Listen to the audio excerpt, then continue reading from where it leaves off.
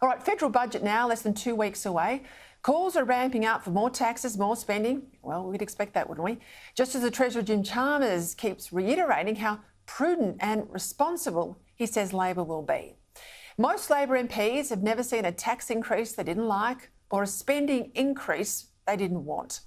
The Financial Review reports this morning that more Labor MPs have now joined the push by the quasi-Green Senator for the ACT, David Pocock, to increase the dole by a whopping 40%. Really disappointing to see expert advice ignored. I'm going to give them the benefit of the doubt and wait for the budget to see what is in there, but clearly this is an issue that is urgent. We're talking a lot about the cost of living crisis. That is affecting people living on $50 a day more than anyone else. So I would urge them to consider this. This is the right thing to do. Now, quite apart from the fact it would cost the budget around $24 billion over the next 4 years, much higher dole payments would further weaken the incentives people have to take entry-level jobs. What does that matter? Because Labor figures believe that working-age people on welfare are locked in Labor votes. But now there's another push to boost welfare spending, this time to reverse a 2012 Gillard-era change that put single parents onto Newstart once their youngest child turned 8. Now, this was quite a sensible measure at the time, designed to get sole parents into the workforce once their youngest child was in school. After all, why is the taxpayer paying money for the sole parent to stay at home on the dole if the taxpayer is also paying for that child to go to school?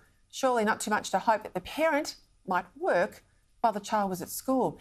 What these examples show, though, there's a big growth in Australia's welfare class, and demands to keep the money rolling in are pushing Labor hard going into the budget, rather than any real attempt to get people back into the workforce, given that the best form of welfare is work. Now, my instinct is that, at least in this budget, Jim Chalmers will largely resist these calls to increase welfare and instead try and buy votes by offering people energy bill subsidies or handouts, even though it's his own government's policy that's putting your power bill through the roof. There will be cost of living relief in the budget. It will prioritise the most vulnerable, and there will be a premium on what's responsible in the context of all of these pressures on our budget, on our economy, and most importantly on people. On the other side of the equation, almost certainly though, he will increase taxes.